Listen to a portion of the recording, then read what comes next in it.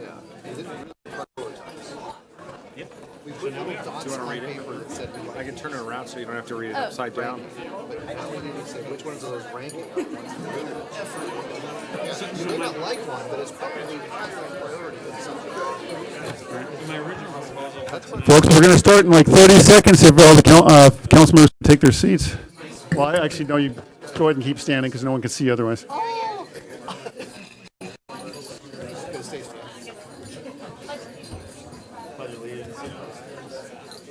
we gotta do roll call. We gotta do a throw. That's right. Now call the Snoqualmie City Council meeting to order. The rest of you please rise.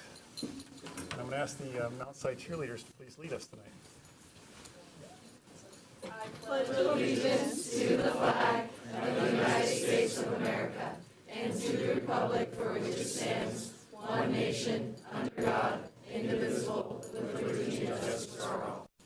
Thank you.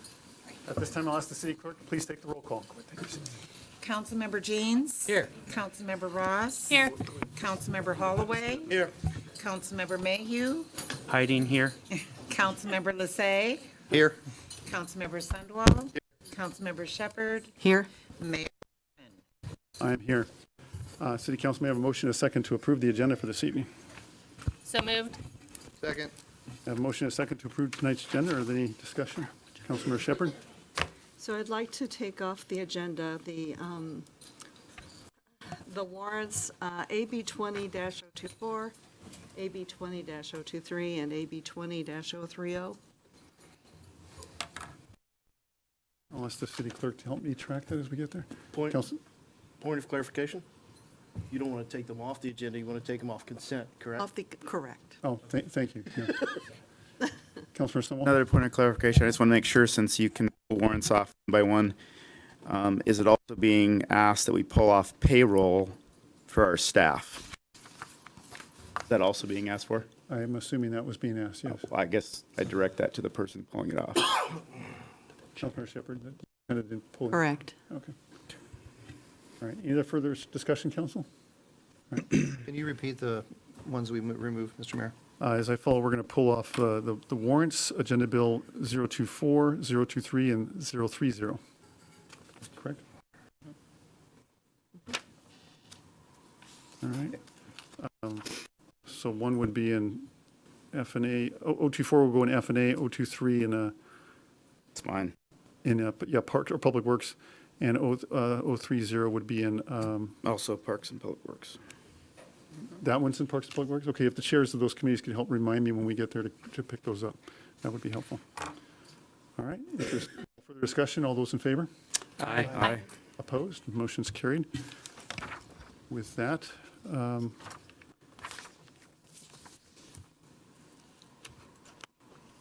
we will move on to the public hearings presentations. And young ladies, I'll ask you to come back up again. This is the first time I'll be reading from the podium versus here, given the sheer size. Otherwise, Sounds like Christmas.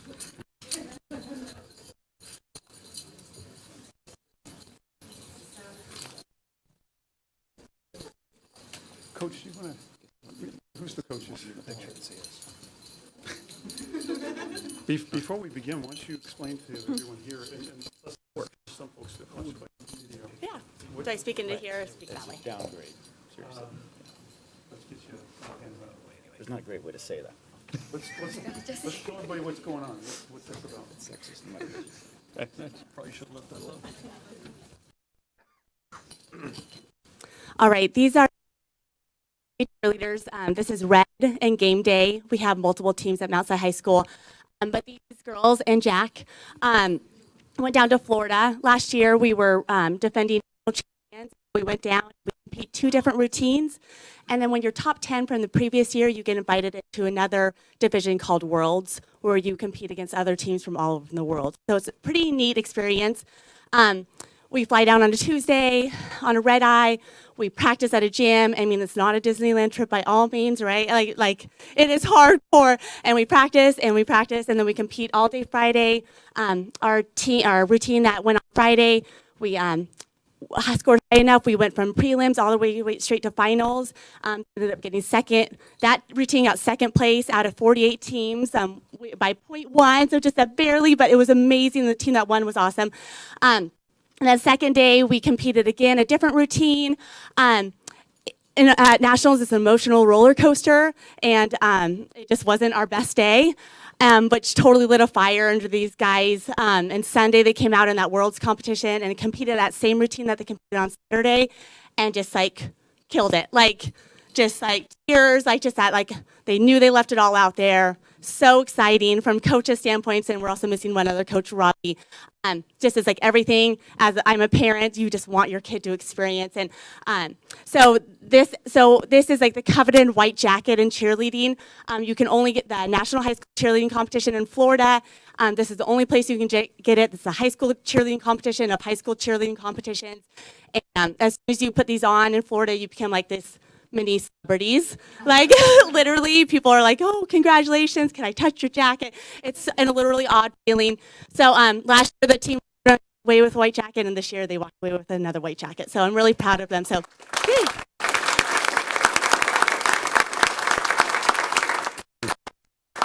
Quick before you disappear, because I know I watched it and it's pretty impressive. You can see the routine online. Where can folks, what do they search on Google or Bing to find it?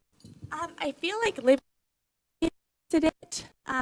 Yeah, or you go to Mount Si page and it got posted there as well. So yeah. All right, now this proclamation is for the young ladies that did this phenomenal achievement, but I know quite a few of the families are here, so this is for you tonight as well. The parents to help these kids accomplish what they did. Whereas the Mount Si High School cheerleading, a sideline and competitive cheer program that supports the Wildcat athletes and are active throughout the Snoqualmie Valley community. And whereas the Mount Si High School cheerleading team competed in the UCA National High School Cheerleading Championships, the biggest and best high school competition in the world, held in Orlando, Florida, February 8th and 9th, 2020. Of nearly 20,000 participants and 950 teams from around the nation and world.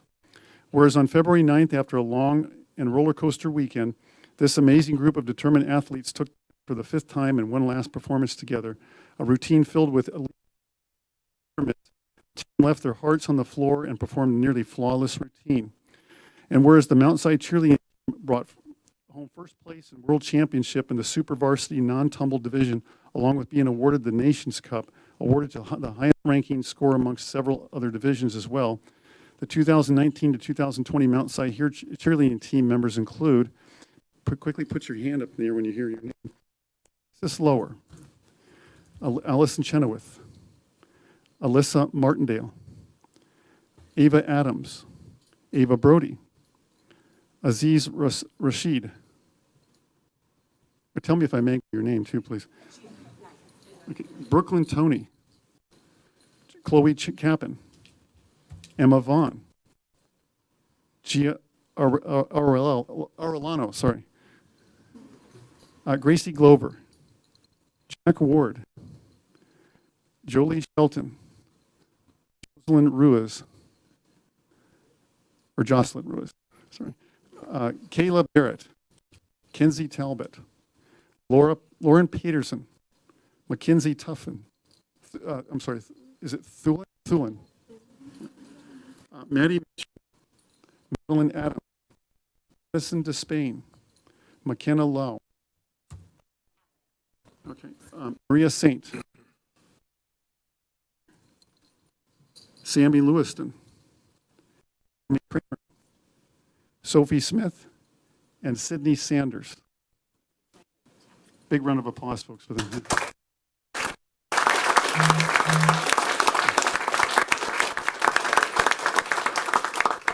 And whereas the Mount Si, which is Terry Kirk, Robbie Satori, and Jesse Stevens, have provided the support to their students' cheerleading team by putting forth countless hours of hard work, passion, and dedication in order to encourage the students to fulfill their goals and reach their dreams as they learn, improve, and succeed in their aspirations. And whereas the Mount Si School cheerleading team brings honor and pride to the city of Snoqualmie and the greater Snoqualmie Valley. Now, therefore, I, Matthew R. Larson, Mayor of the city of Snoqualmie, on behalf of the city of Snoqualmie, the City Council, and City staff do hereby proclaim February 24th, 2020, Mount Sinai School Cheerleading Team Day in the City of Snoqualmie, and encourage all citizens to join me in celebrating their talent and phenomenal success.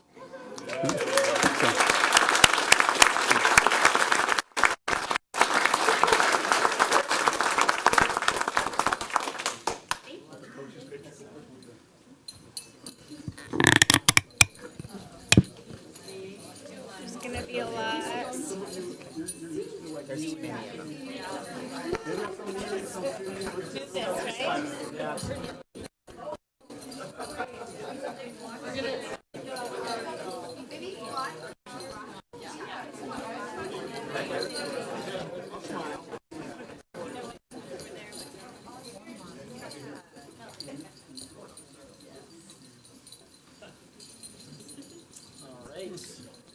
Maddie, don't get hidden there. Maddie, scoot up just a little bit. Maddie, scoot up just a bit. There we go. Perfect. There we go. 1, 2, 3. Thank you.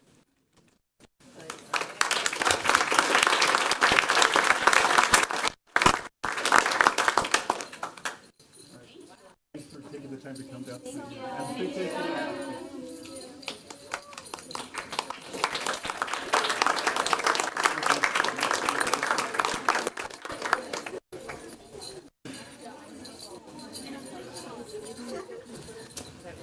Didn't take too long.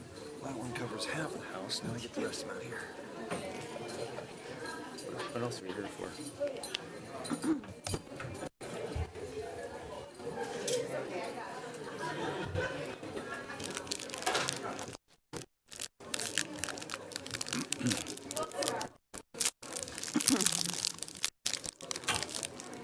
Our next proclamation pertains to the Snoqualmie Valley Community Network has been helping coordinate a new initiative to bring together social service and government agencies from the cities and the school districts and social service organizations to work on making us a community for our families and kids.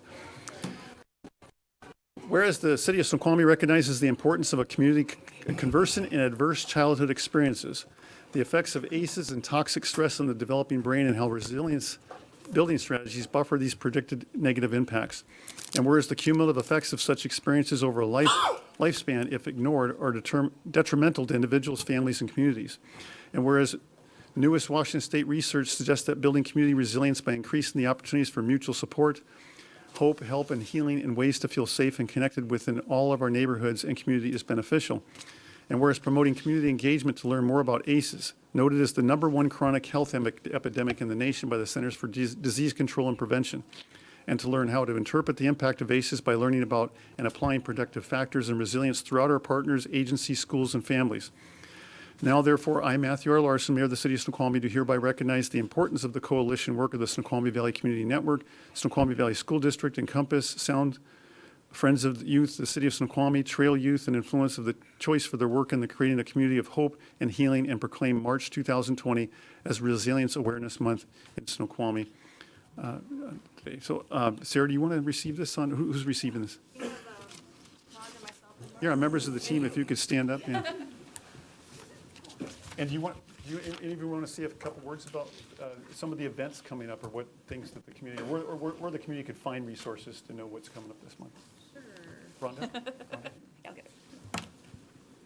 Is this on? All right. We are launching our very first ever Resilience Month in Snoqualmie Valley coming up in March. It's starting with a March 1st fundraiser at Trail Youth, which has had a real impact on providing connection for our youth, especially our more at-risk youth. And we know that connection is a huge protective factor when it comes toward building resilience. They are screening the movie Screenagers at North Bend Theater on Sunday, March 1st at 3 p.m. We will be putting out posters and social media, et cetera. And then we are moving on to a youth summit that happens every year, The Change, that is hosted by my organization, Snoqualmie Valley Community Network. That will be focusing on resilience for our youth.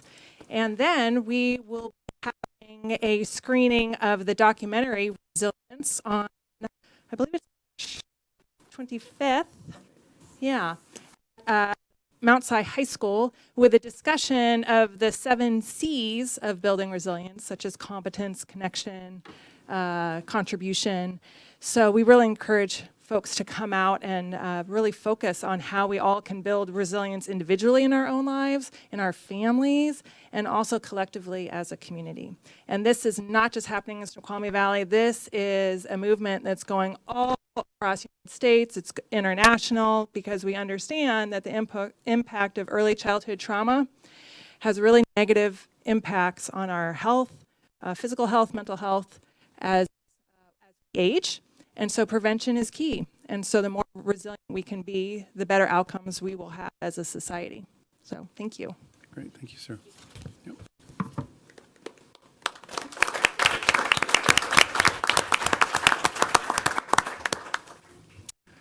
All right, for the, I'm sorry? Can we get a photo? You're on our Sure, yeah. Just want to mention we have a good trifecta here. We have the schools. We have Rhonda Schmidt, the principal of Three Rivers, representing Snoqualmie Valley School District.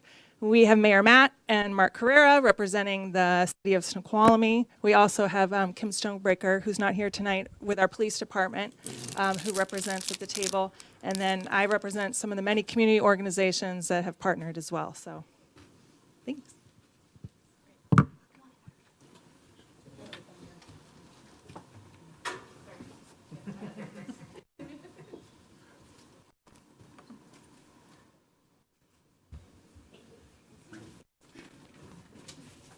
How many more pictures do we need of the mayor tonight?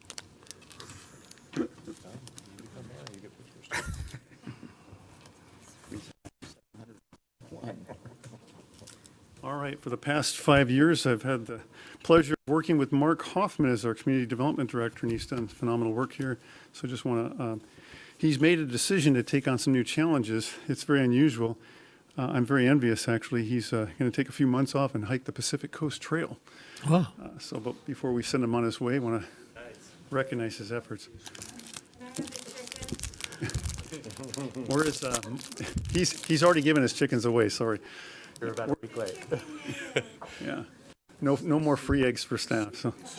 Whereas Mark Hoffman began employment as Director of Community Development for the City of Snoqualmie on March 2nd, 2015. And whereas during Mark's tenure, many accomplishments have come to fruition, including the affordable housing project, the Panorama Homes with 191 multifamily apartments, the retail plaza, a 7.4-acre site that includes Bartell's, Mod Pizza, Starbucks, Safeway, and a Safeway fueling station, the Hampton Inn, a 99-unit hotel and associated retail building, completion of the build-out of the business park with the addition of a warehouse office building, a skating rink, and a new building for the church on the ridge, and the purchase of the King Street lot for the expansion of Sagello Cellars.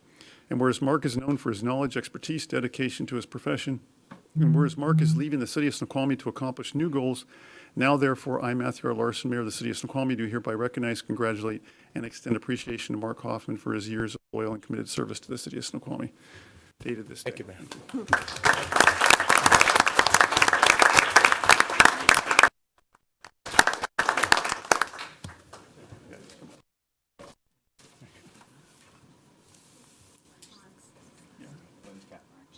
You want to give your speech prepared? I don't have a speech. I just want to say thank you, especially to the mayor. It's been both a challenge and a rare opportunity to work with a fourth-term mayor. Worked for a lot of mayors, and to have one with that continuity. And the challenge is that he knows a lot. And I was new to the state of Washington. Prior to that, I was in California, and then 10 years in Sun Valley, Idaho. Both are different versions of, and very different than Washington in different ways. But it's been a joy. Monday, I believe it's my 24th anniversary as a planner. 24 years of leaving jobs on a Friday and starting on a Monday. I've never had a substantial break, so it's still not real that I'm going to be hiking for 5 or 6 months straight without emails and 3-minute interruptions. So it's been a joy, and I'll miss everybody. And as you may or may not know, I keep my private life and my professional life separate. My father passed away last year, and the main difference between us is he spent every day of his life outdoors, taught me how to survive outdoors, and I thanked him by going to graduate school and getting an office job. And he passed away. And so while it's fresh and I still have knees, I'm going to take the opportunity to go on this hike and make a good effort out of it and come back a better human being, which I think will make me a better professional, and just kind of check in with myself in the future, hopefully in a better mindset. As planners, you have to recharge after every meeting and after every day. And when you're young, you have energy. When you get old, you let the negativity creep in a little more than you should, and you still rebound. And I'm hoping this 6-month time off prepares me for my future. Too young to retire, but certainly not too old to hike. So thank you very much. Thank you, Mark. Appreciate it, Mark.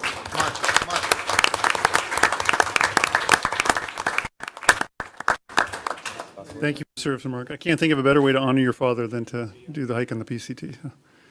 I'd like to invite the Chief Phipps forward to recognize a couple of our new officers. Welcome to them to our community.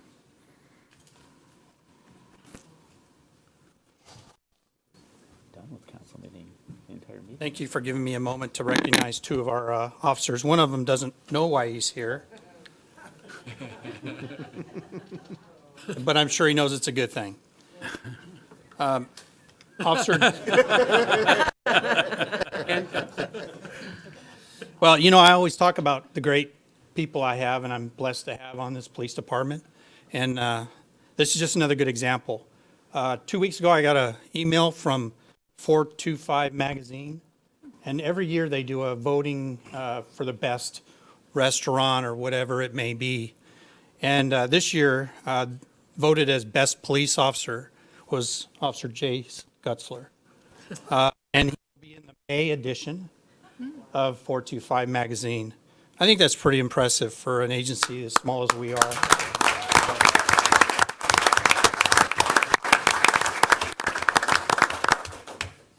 I don't think he knew it. I don't think he would even have told me if he did know it.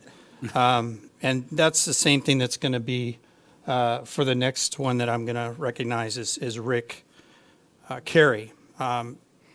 He had been recognized by his other job, if you will, and that's in the military. He's going to be deployed. This is his last week here. He's going to be going to the conflict zone in Afghanistan, I believe, until November. And so he's going to go do it again. He's been doing it a long time. And if you recall, I gave those that are in the military a veteran pin because they not only serve this community, but they serve our country. And he is a prime example of that. And late last year, he was nominated for Outstanding Security Forces Airman of the Year Award, NCO. And that's out of about 10,000, over 10,000 people that are in that group. And he was nominated for that. Well, about early this year, or actually late last year, December, Brigadier General Ponders notified him that he was actually selected as the Airman of the Year for the group that he's in. And that's, like I said, over 10,000 people that he's been involved in. And what he said is quite telling. He says, I'm honored to announce, and this is from the Brigadier General, he says, I'm honored to announce the 2019 Air National Guard Outstanding Security Forces Individual Award winner. These defenders have risen above their peers, providing extraordinary contributions to our nation's defense and to our ability to enable the Project Air Power. They represent the very best the Air National Guard has to offer, and I'm proud to be associated with these outstanding airmen. So you can see that we have, and we have more out here that are here to watch two of ours get recognized.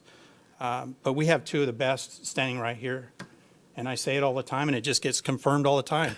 This is people outside our organization that are being touched by these guys that know how good they are. So I just wanted to give a second and commend them for that. Also I probably would have never known that Rick was even nominated, let alone won this, if it wasn't for another officer that sent me an email to say, did you know? Because Rick would never say that. I show that pretty amazing, but that's his character. It's such a great award, recognizing like that. He didn't. So I'd like to have that come up and say just a couple words about what he, why he told me. I'm so proud that he did. But Well, thank you. I'll try and be brief. I'm a new officer here since July. I have the pleasure of working with Jason and Rick every single day. And let me tell you, these awards that they're winning tonight or getting recognized for are just a small glimpse of who they are as individuals. Rick won this award, and he was incredibly hesitant to even tell us because of his humility. And when he finally shared it with our squad and said, hey, this is something I was nominated for, this is something I actually won, we were blown away. And I remember one night, we were working late, and I said, Rick, can I just see, what were you nominated for? Can you tell me about it? And Rick didn't even want to tell me about it. He just showed me what he was nominated for. And I went down this list and started reading off all these military acronyms. I have no idea what they mean, and asking Rick, what does this mean? What does this mean? What does this mean? From training special forces to just a bunch of various things that Rick did that elevated himself, elevated what's going on in the military. I'm so proud of him. But one thing I want to highlight quickly tonight is I said, Rick, what does this mean? It says something about fishing mentorship program. And Rick said, well, it's not anything really official, but what I do is guys who are having a tough time, be it something going on at home, be it something going on professionally, I take them out fishing. And we just sit down and we're able to fish and we're able to have a conversation, because what Rick understands is that in the profession of military and policing, as men, a lot of times it's hard for us to look each other in the eye and say, hey, this is what's going on at home, this is what's going on professionally. But I can tell you, because I've gone out fishing with Rick, I've had some of the most impactful conversations sitting across from him in a boat where I don't have to look at anybody, and we're able to have some huge life conversations. And I just want both of you to know tonight that I am a better man, husband, father, and police officer because of each of your influence in my life. And in that order in particular, I am so thankful that we get the chance to have these two men at our department, that we get the chance to interact with them as a city. And I want you to know that who they are standing up here today, these awards that they're winning, is something that they bring into every single call, every single traffic stop, every single interaction they have with the public. And I believe that's why we have such an incredible relationship with our community. It starts with these two guys. I'm so proud to work alongside them. So thank you. Thank you. Nice to say.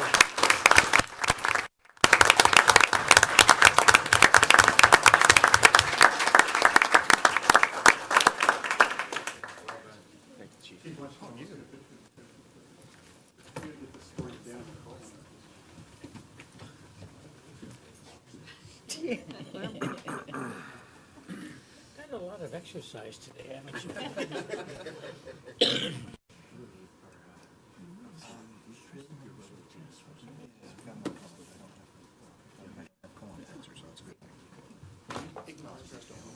Oh, absolutely. They just want to acknowledge their family that are here present. Oh, yeah. Be quick about it. So, Yeah, I just, go ahead. I can't do it without my wife, Melissa. Please stand up. I get embarrassed, just like me. And my daughter, Bryn. Nice. Wave. Yeah. They're one of the biggest reasons why I do it. Awesome. Thank you. Thank you for coming out to support them tonight. Yeah. I want to acknowledge my family. Charisse, my wife, married for 10 years. My daughter, Jay Leah. My son, Cruz. And my parents are here tonight, Steve and Julie. And I think it's important to also acknowledge this, the spouse of a police officer a lot of times are in the shadows, but you are seriously the hero and the champion behind all of this. Same with you, Melissa, and all the other spouses that are officers' spouses. So thank you so much for being here, and thank you, Chief, for the kind words. All right. Thank you.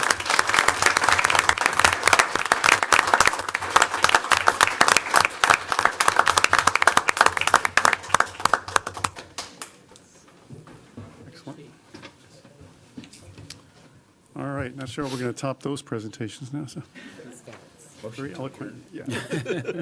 So before we move on to the regular meeting, we have one more special recognition. It was not on the agenda tonight. I noticed we have some special guests in the audience tonight. You have to, are there any scouts? Could the scouts stand up? Any scouts here for looking for a badge or a? Wow, I got quite a few of you.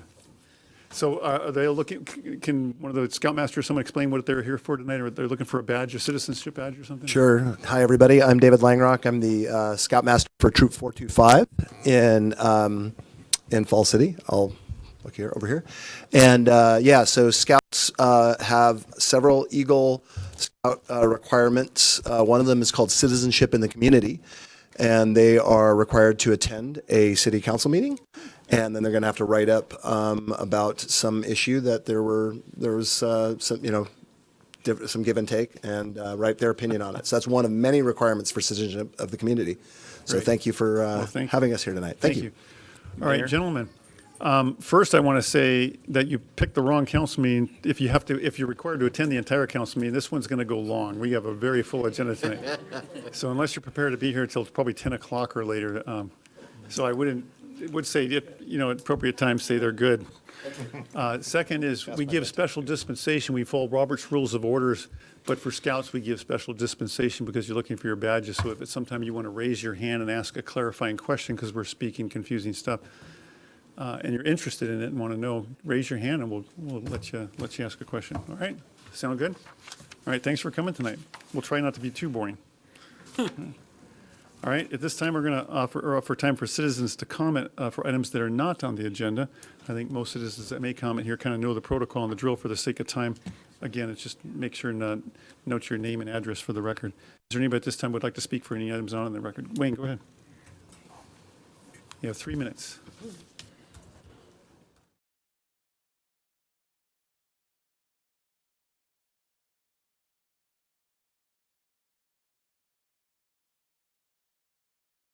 So a little positive note here because you just know when to leave my home and when to get back.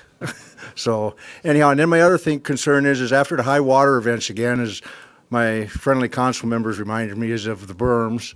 The one that's breached that I gave you the photos of, Mr. Mayor, is it's breached further, and the water now is running like a regular stream because the weir is totally plugged with rock. So it's not the controlling factor on the lake. And I know some people here have a little bit of engineering experience, and I believe the reason the berm got breached east of the weir is because the weir was plugged, and that was the weak point. So what's happening now is the water's starting to get down to where you're going to be, as we get drier, it's going to be down to where silt is going to start being taken off of that lake. And to me, that's a very potential problem because I don't believe it's been tested as far as the bottom of the lake goes. The water, as we all know, is going to be refreshing, so that's probably fine. But once you go to the bottom and that berm is now like down, the weir is here and it's all plugged, the water's here, and the water's coming out and running between the Mill Pond Road and what's left of the berm. You can actually see rocks and everything washed out. I just went over there last week to take a look, and I didn't even realize it. And when I was standing there by the weir, I'm sitting there like, God, the water's not coming straight out. It's coming from the right through the blackberries and everything there, and it's just washing out the whole ditch. So eventually, Mill Pond Road. So that's my main concern for right now. And anyhow, thank you for everything, and I applaud these cheerleaders again. I'm very proud of them. Like I said, I'm glad you did the proclamation too. I wish I'd had a chance to say something to them because anybody that can keep going when they're down 2 or 3 times in any event, even like here, when you're down 2 or 3 times, you can get up and win. That's just a big positive plus, Anyhow, thanks a lot. Thank you, Wayne. Anybody else at this time? Yeah, Anna? Anna Sotelo, 39075 Southeast Gamma Street. I just kind of wanted to pick up a little bit where I left off because my 3 minutes ran out. And it's again kind of full circle being here 3 years later and just the same things being discussed and sitting through that pre-council meeting. It's just so surreal because in 2008, Mayor Matt Larson gave a whole speech, and this was when we showed up because it was regarding the business park and being rezoned. And it was called The Good, Bad, and the Ugly, and where we're at. And everything's kind of still the same. And for me, 3 years ago, my whole reason for coming 3 years ago. And my whole reason for coming back over and over and over again is because I'm kind of waiting for the answers to some of these things that have been discussed. One of the biggest one was I came to you as a ridge merchant asking you, what the heck's going on? Why was that CAI study not completed? if, I guess here's kind of jumping forward. If goal number one is to produce more revenue, because we don't, the whole speech of what's going on, then what is going to be done? And especially if the tourism plan is going to be knocked off, which that's fine. Let's just figure out what's not right with our tourism plan and fix it. Things as simple and inexpensively as fixing the signs. Get a way so that people know where the Ridge Merchant, and what is it anyways? Is it still the Ridge Marketplace? These are the kind of questions that don't cost money. And I see other things jumping up on agendas that this has been sitting parking lotted for 3 years. And if it really is goal number one, is the true objective, then there's so many easy fixes to do it. But I guess my biggest question that goes through my head is, what is the incentive for me or anyone else to open a business here? What? What is the incentive? And again, if discussions are going to happen, like LTAC money, tourism money, going towards Ridge Lights, which again, great, but let's rewrite in the comprehensive plan that the Ridge even is meant to have tourism. And let's, by golly, give the Ridge tourism. There's no signs big enough as compared to across the street. The trees that we have, we have trippers.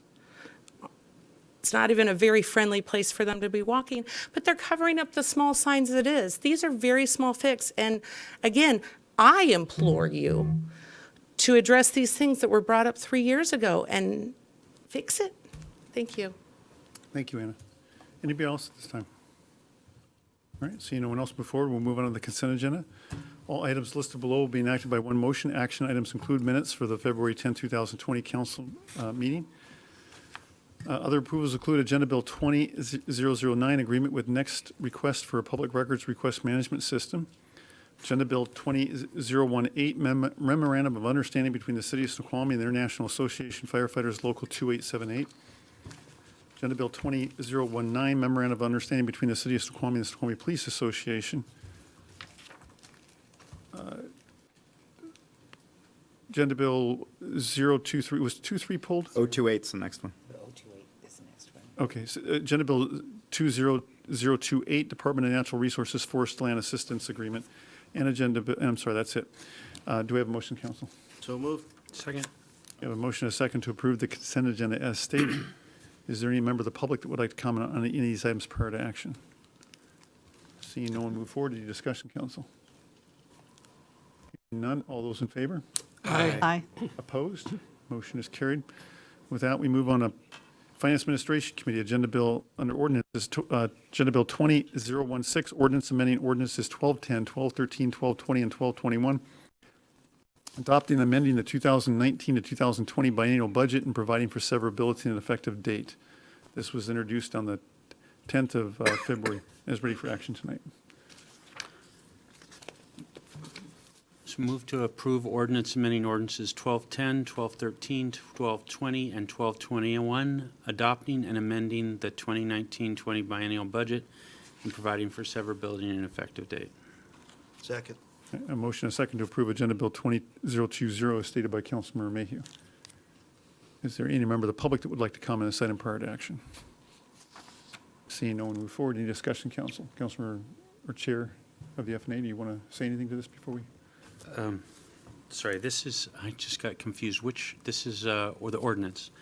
No. All right. Any discussion, council? Questions? Councilmember Shepherd. So this has a full printout of our budget for the biennial budget. And I'm looking at this agenda item, an email that we got from Robert Hamoud, and then another agenda item that we're going to be presented with but not voting on. But looking at the beginning fund balance for 2019, in these three places, they don't have the same amount. It varies between $44 million and $49 million. So there's a difference of actually almost $6 million by the time you get through rounding. So I'm a little confused as to, why We're seeing, actually two, I'm seeing for one item on the agenda tonight. One is for 44 million, and then another one is for 49 Point of order. million. Yes. This agenda bill's for LTAC, right? The ordinance amending the, Has to do So I'm with not sure why we're talking about $40 million budgets. I don't, Robert, could you speak to this? I'm not, oh, yeah, Councilmember Mayhew. Yeah, just explain to fellow council members. So this is, we have our original annual budget, and it has been previously modified by previous actions by this council. The action that we're taking tonight only changes one fund, and it from the place of our last amendment. And what it does is it fully allocates the LTAC funding. And the reason for this is that the revenues are higher than what was anticipated at the time we did our budget. And so this action tonight would simply raise the authorized expenditures, the appropriation to the full amount of the revenue in that fund that we now expect. That's the sole thing that it does. I'll remind you that any expenditure from that fund under that appropriation requires separate action by this council. So all this is doing is increasing the appropriation to allow an expenditure request to come forward to us. All right, thank you. So with that noted, and per Councilmember Stonewall's point of order, I'll sustain the point of order and ask the member to keep their deliberations focused on the agenda bill at hand. Councilmember Shepherd. Just to let you know, if I have a question and I can't get an answer to it, I can't vote for an agenda. All right, And but I think, Councilmember Shepherd, the point is, though, that you're focusing on numbers that have to do with the overall general fund and not what's relevant to the agenda bill before you. But it's in the body of the agenda. And I don't see what you're looking at, so I don't know if Robert understands what it is, and if you could have a clarification for that real quick. So because the whole budget's in the agenda bill, we get to talk about the whole budget? Is that what you're saying? If we're talking about numbers that don't match up with All what. right, so again, I'm going to sustain the point of order. Discussion be focused on the agenda bill at hand. Councilmember Mayhew. Move to call the question. Second. I have a motion and a second to call the question. All those in favor? Aye. Aye. Opposed? No. No. Okay, so it was only a simple majority vote on that, so the discussion will continue. Robert, did you have an answer to the question? Well, the answer is what we sent out in the email was actually a year-to-date budget, so that's going to be different. This is based on budget ordinances. We didn't increase appropriation, for example, for fund balances. We took the actuals. What we sent you was the actuals. That's completely separate from this discussion. Councilmember Shepherd. Are we allowed, I'm not allowed to talk about it. Councilmember Shepherd, just ask what it is. I don't have the material in front of me, so I'm having a hard time tracking. I'm hoping Robert or Councilmember Mayhew or someone of that committee is. This has to do with the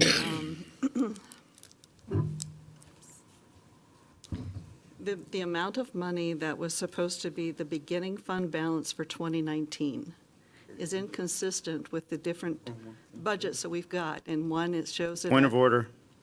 We're still not talking about this ordinance whatsoever. If you're talking about the fund balance of the LTAC line item, let's keep talking. You're talking about the entire budget. That's not what this is about. It's about LTAC. And I'll sustain. We will have 6 months to talk about budget.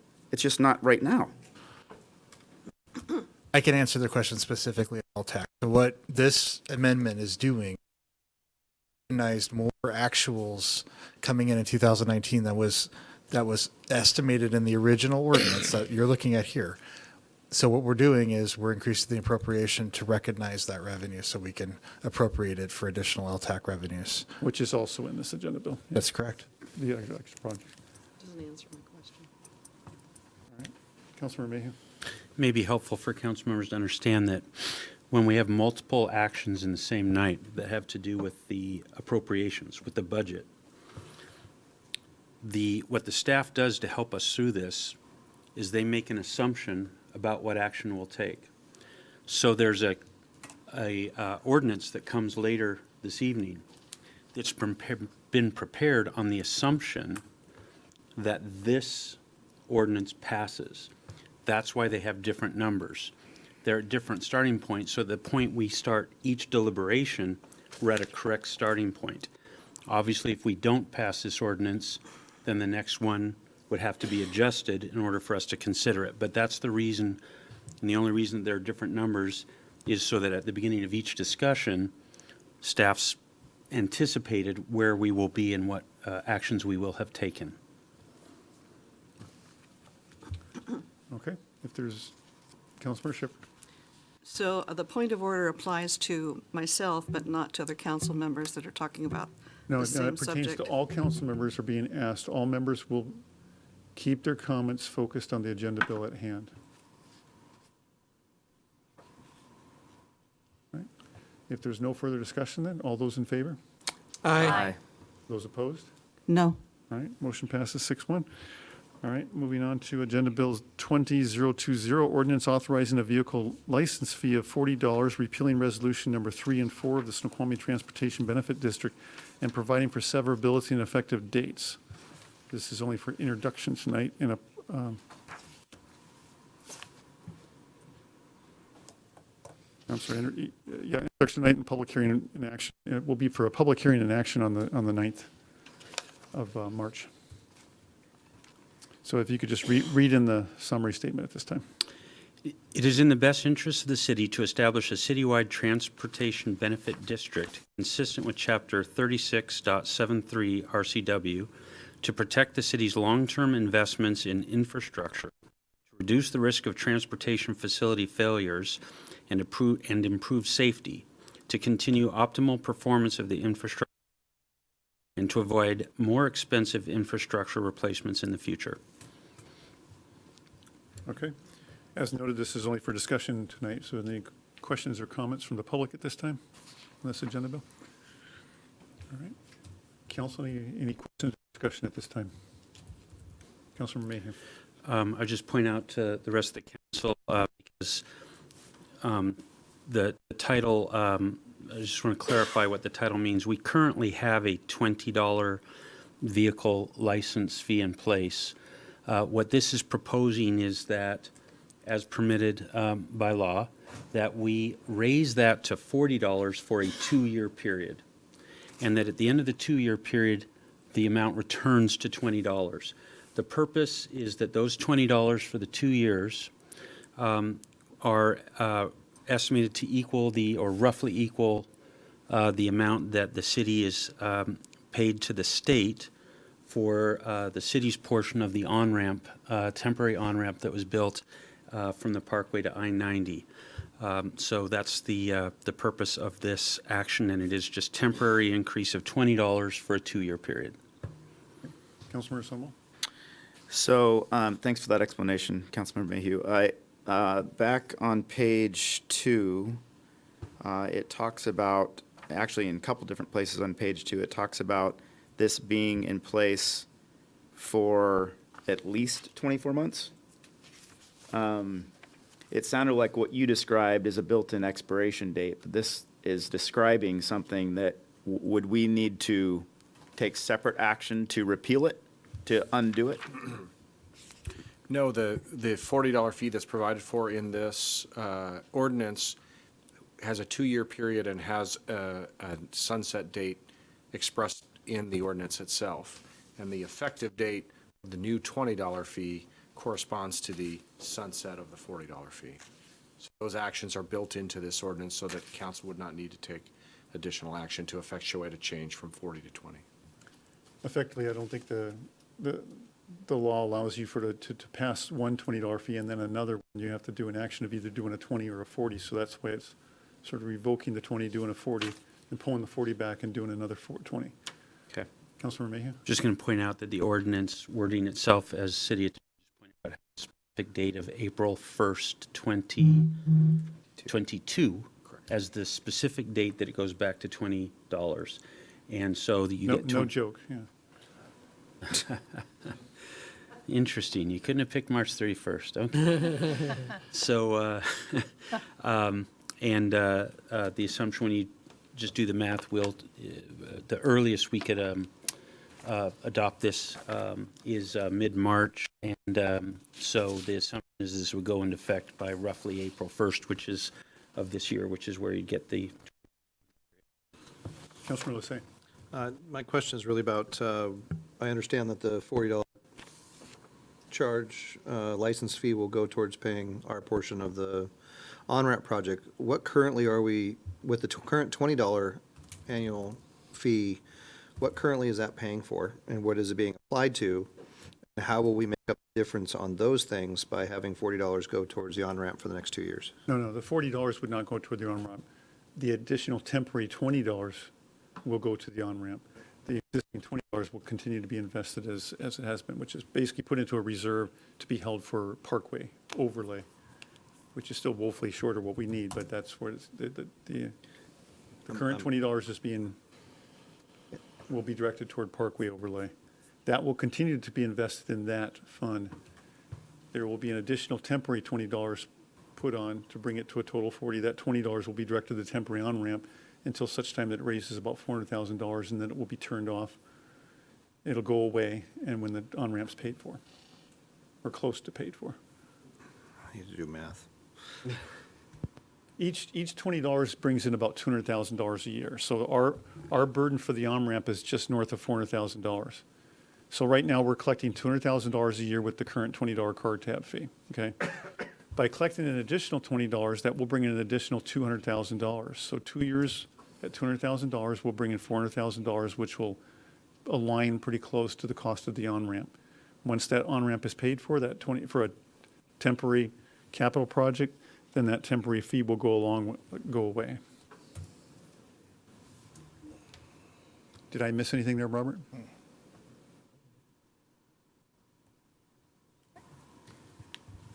And of course, we've discussed this several times as we were leading up to the temporary on-ramp. I sense that the majority of the council was supporting that. Otherwise, I would have been reticent to support the project because otherwise it puts pressure on other capital needs in the city to not have that revenue along with it.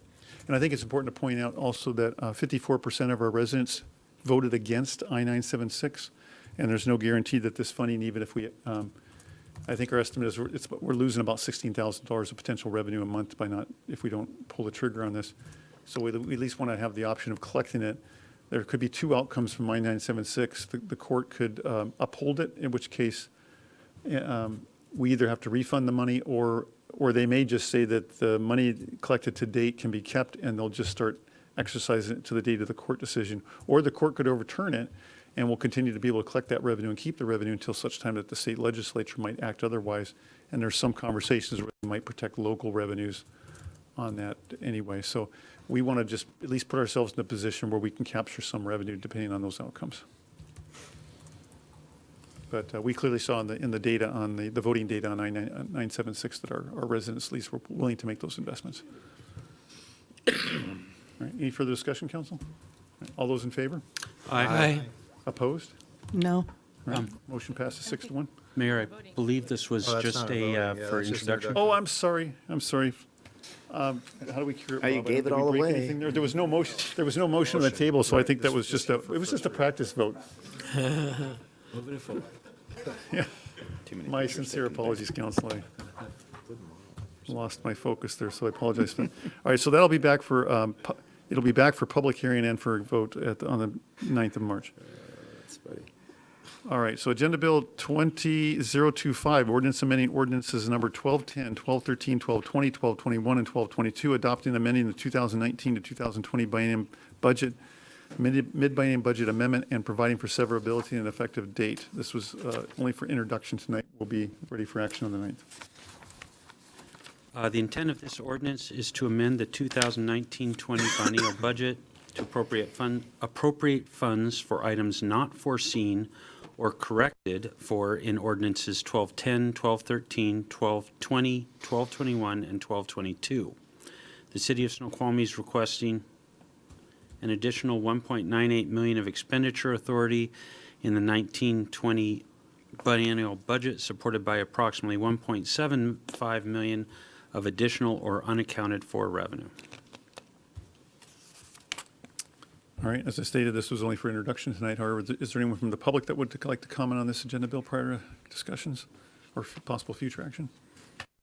See no one come forward. Any discussion, council, questions? Councilmember Mayhew? Just point out, this is the primary purpose or the primary item in this is the appropriation of a grant that was unforeseen. So we received a grant and we're simply appropriating the amount of the grant. And then there is some much smaller dollar amount increase in appropriation in one department offset by increased revenues or decreased appropriations in other departments, so it has no net impact. I do just want to caution that the way it's structured with reappropriating money from other departments to cover the overage in the fire will put some stress there, and we'll keep you apprised of that as the year goes on in the hopes that we don't have to make any other adjustments to that. But Robert, did you want to add anything? Or? If council would like, I could just run down the spreadsheet really fast just to clarify what's in here for the members that were not in FNA.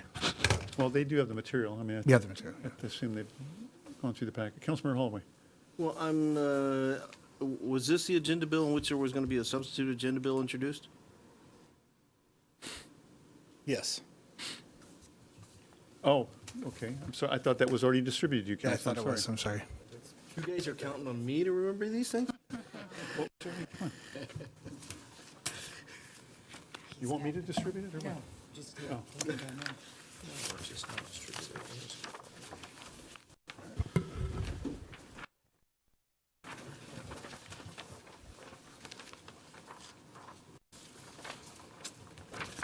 Sorry, Mayor? the I don't chair of the see- FNA committee was apprised of the details here, so. Yeah, but I just realized I don't see an amended agenda bill. Is there one in the packet?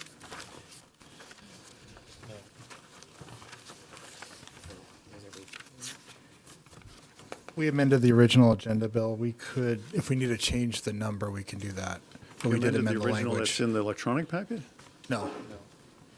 I did send, I have a packet I can send electronically. I did send you the entire packet. Yeah, so I'm sorry, let me just be clear. So I'm just looking at, right. So do we need, is this, with the substitution of these supporting materials, is this agenda bill as written satisfactory?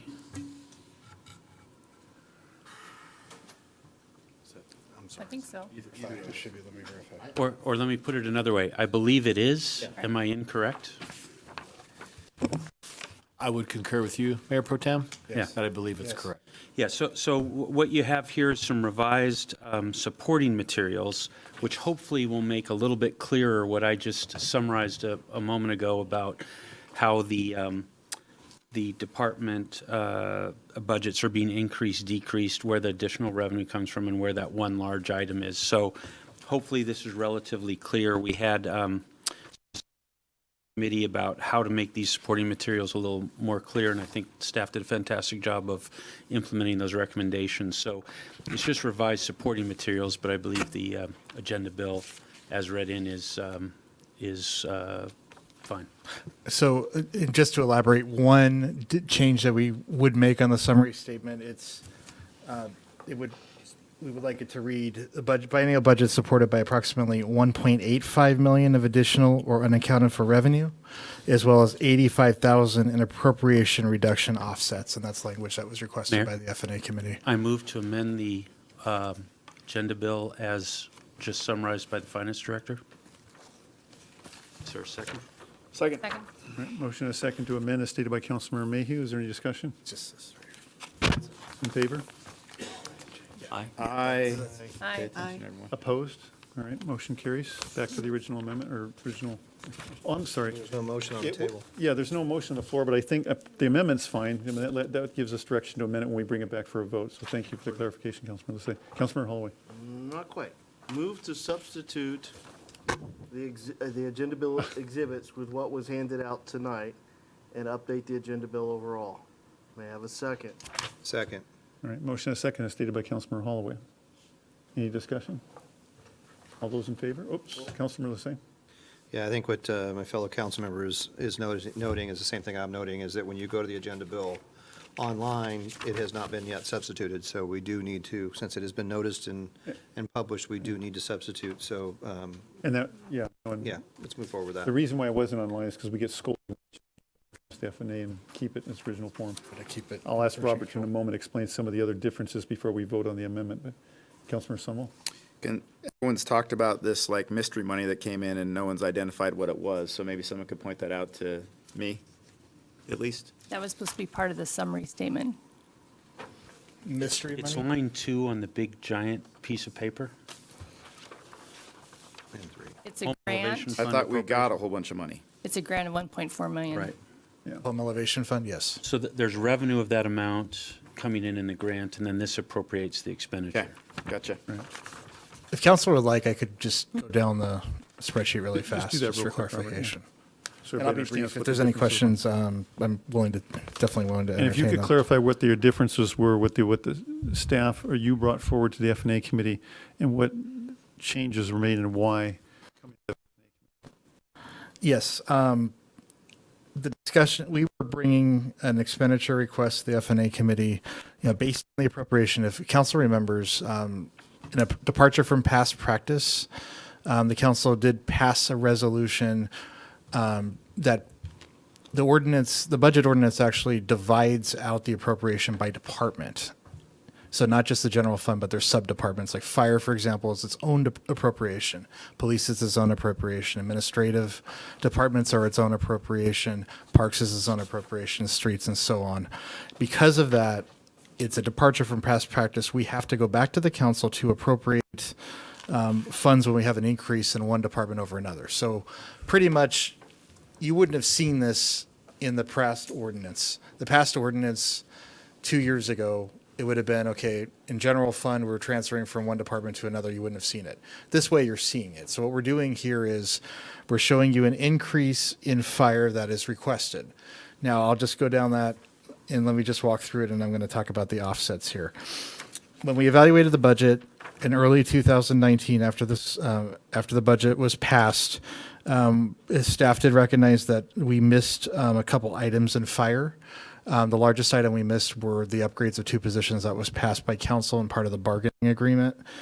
Because of that, the position budgets were lower than we needed to get through the appropriation, essentially.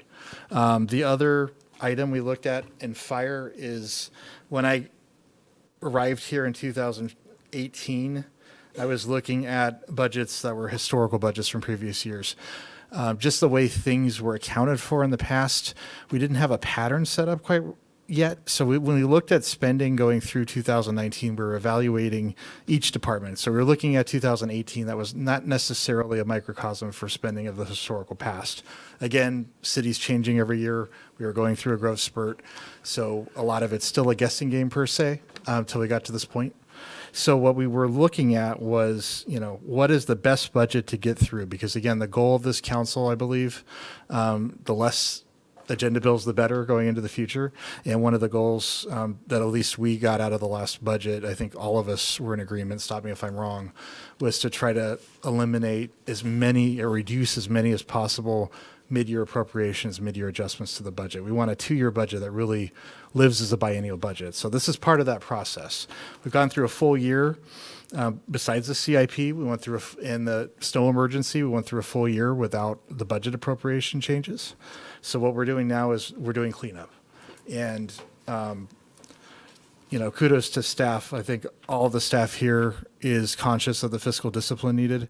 And so we're not asking for anything that we really don't need. So we asked all departments, how's the status quo looking like? What do you need to operate through the fiscal year? How does your budget look? And in fire, again, we missed some of the budget and based on historical and based on the needs, just the status quo, we determined that we need an extra $185,000 of appropriation. Again, this should have been asked for in 2018 for the biennial budget. This is something where, again, we're evaluating the budgets as we go on. This is something that we believe we need to maintain the status quo in that department, and especially incorporate the position upgrades that we missed during the budget process last year. Robert, quickly clarify too, although the revenue technically goes to the general fund and overall activity within the fire department, I think it was transport fees were higher than anticipated. Yeah, we've got transport fees. There were additional revenues that were unanticipated that came in as well to offset that 185. Yeah, so part of the So 100 the true, what's the true delta on the kind of gap? Yeah, so we have a 100,000 delta between the general fund. If we're looking, because again, fire is part of the general fund. If we're looking at the general fund revenues that we projected in the original budget ordinance, which is being amended, based on the actuals we got, it was $100,000. Of that money, the King County, Emergency Services levy, the King County levy, we received more money than we anticipated. We had some more money for mutual aid that one of the firefighters did when he went to California in 2018 that was paid in 19. So we had some money from that. We had some of the ambulance billing, so some of the emergency services billing. So yes, fire, and we had some training revenue that came in. So yes. Okay, so perfect. So 185 overspent, X many dollars in revenue. We're not overspent, so I just want to make sure that we're not overspent. Or This is an appropriation more than for appropriated. the 2-year period that we believe at this point, with all things holding constant, Right, we don't know just- what's going to happen. We're not going to overspend if we increase I'm going to ask you to 185,000. get super technical. You said the $185 number, that it's coming up short of $185,000. I'm not looking for a precise. On our number. forecast for the end of the biennium, But yes. additional revenues came in to offset that of X amount. About 100,000, yes. So the true gap is about 85,000. That's what yes. I'm looking for. I just wanted the delta number, so the council understood that it's $85,000 is what we're trying to close. Correct. Councilor Lissay and then Ross. I think your chart's clear, Robert. I think it does a good job of summarizing what that offsetting revenue description is.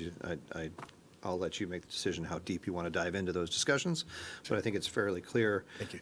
What I'm trying to still rectify in my head is that in the summary statement, it still says requesting additional 1.98 million of expenditure, but I don't see 1.98 million, I see 1.89 million.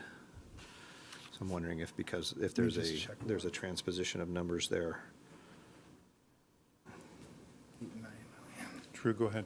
So the summary, yeah. So for example, if you take the so if you add up everything besides the offsets, you get to 1.98. Right. And then when you factor in that reduction in the offsets, you get back to 1.89.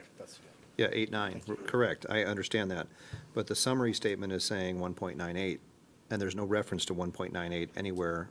If you take 1.89 minus the offsets, you get something 1.85, roughly. Actually, you get it. You said it was 1.98 So minus the I'm not understanding the 1.98 number. It just doesn't show up anywhere. It shows up in the previously issued chart, but this one doesn't add up to that. Councilor Ross, I think Councilor Mayhew's going to address that. Well, I wanted to point something out about the fire department. So we approved earlier tonight a memorandum of understanding between Snoqualmie and the firefighters. Yeah, thank you. And this is to avoid additional overtime expenses by the way that they're going to run some of their shifts, especially for new employees. And so this is a savings of the $40,000 annually to the city. So this will take care of, you said they're 80,000, so at least half of, 50% of it. Councilor Mayhew. Yes, so we got two conversations going. Just to try and close out on the mathematical question. What you see if you go down the second to far right column, the column is called total appropriation increase, decrease. So what they've done in the write-up here is take just those items that are increases, and they add up to 1.98 million. In the chart, they've offset the increase in one department with decreases in other departments so that it nets to 1.89. So they're, in the summary statement, they were just trying to be completely transparent about the total increase amounts. And then in this chart, they show us how those are offset. If I could make a second point, I would just say two things. As we kind of think about, we've talked about in our retreat and and other times about making a very a fairly significant change in how this council budgets and interacts with administration. So in the past, for many years, the way that we've run the budget, we being, whether it was us sitting in these seats or our predecessors, the way the council's run the budget is any expenditure over $10,000 comes by us, and that's where we controlled everything. Every single $10,000 expenditure, and we've talked extensively about how that uses our time and what therefore we don't have time for. And so if that's a very unusual practice, I'm hard pressed to know any city that does that. So the idea is to move, what we've been talking about is moving towards a process that focuses more at the policy and at the higher sort of strategy level. And so part of that is that we budgeted by department. The notion is, as we get out of the details of these $10,000 items, that what we do each biennium is we budget for a department, for each of the departments, and then we expect the administration to run those departments, meeting the objectives that we set for those departments. We give them a budget and we let them run that budget, and we don't look at every $10,000 item. They only come to us if something's out of order. So this kind of discipline is kind of creating a little bit of double up now, because they're having to come to us and adjust between departments, even though we're still doing the $10,000 item. But this is a good way to see how this would work. The last point I would just make is on a $20 million operating budget, or $30 million if you count the utilities as well. But if we just focus on a $20 million operating budget, a $185,000 realignment between departments, I think, is extremely small. And frankly, I've never seen any budget at any organization that doesn't have those kind of adjustments. I think the explanations are clear, and I don't, based on my experience, I don't see, I guess in my opinion, I don't see anything at all extraordinary about these requests. It seems completely reasonable and normal to me.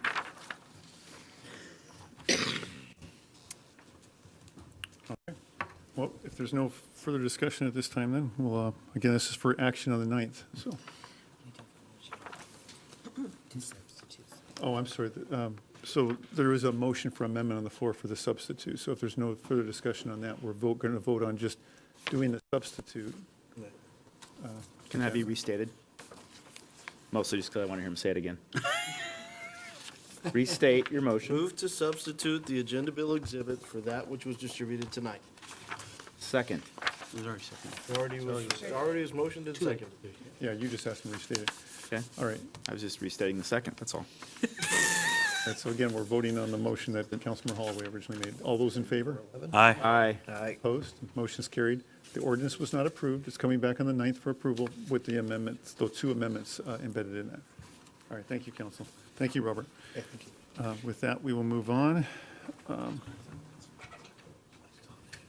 to the Public Safety Committee. Agenda Bill 20026, ordinance adding Chapter 17.79 to the Snoqualmie Municipal Code related to the operation and use of unmanned aircraft systems, providing for the severability, codification, exemptions, and requirements thereof, and declaring an effective date. This is only for introduction tonight. Okay, so read the summary statement.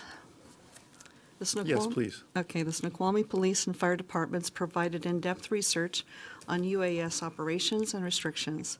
The proposed ordinance offers a balance between allowing UAS operators the freedom to operate their devices under FAA regulations while protecting the public from harassment. So this was brought up in the Public Safety Committee, and we did not, we're not, I guess, we didn't come to a majority of people approving this. There was two of us there, and so anyway, we're bringing it to council because we were pretty much at a stalemate. And I have some concerns about it. It's supposed to be for hobbyists, this ordinance, but it also relates to how police are treated in what would be considered surveillance type of activity. And I think that we really need to have some sort of Mr. Mayor, point of order. Yes, sir. Isn't our standard practice to read the summary statement and then take public comment? Yes, And then sorry. have discussion? Yeah, I dropped the ball on that, so. Okay. Thank you. Chair, the interim chair, you'll respect that. Okay. All right, is there a member of the public that would like to comment on this item prior to discussion or possible future action? All right. Thank you. I just want to make sure we didn't miss something. Thank you, I appreciate it. So anyway, my concern has to do with, I think that we need to have a public hearing process for this ordinance, and we haven't gone through that process. So I am not in support of how this is written up. Okay. So council, I'll just say this was, this is an item that's been rumbling around for a couple of years, and given what's going to be on the council's plates in the coming month, we're just looking to just finally get some of this stuff off the table and do some house cleaning. This is not a high priority item that which we're willing to fall on our swords over or spend a lot of time on, but I haven't heard, in fact, we brought it, this is a topical item for the Citizens Academy 2 years in a row. It's the only item we've ever done that with. So my feeling is, look, I got public, it keeps being brought up as an issue. It's consuming staff time. I just wanted to answer whether you want to move forward on this or not. It doesn't prevent me as the mayor or administratively directing fire and police to use aerial drones for public safety purposes at a fire or a crime scene or whatever, or surveillance or a flood for purposes of public safety. We have all the laws that allow us to do that right now. This is more of a trying to get out ahead of the issue. If the council wants to spend a few hours deliberating on this, I would suggest we just take it off the table and throw it down the road a few more months or a year and take it up at some time where our agenda gets a little more free. Otherwise, I'm just presenting this as something to do some quick house cleaning on and get some stuff moved off the docket. Councilmember Ross? So this has been something we've been talking about since 2018. And think why we were interested was, I think there's a statistic out there that there's going to be like 29 million drones by next year. I mean, everyone owns a drone, right? And so we wanted some guidelines around it that cover safety, privacy, trespassing, property damage, and any nuisances. So to me, it's important to have, and we've already gone through a couple of reiterations of this ordinance.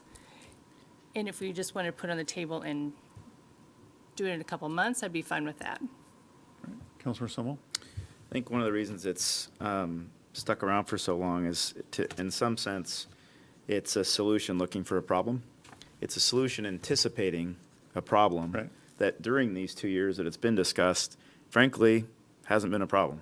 Yeah. Or at least based on the reports we got in committee from fire and police, it's that's not to say we shouldn't be forward thinking.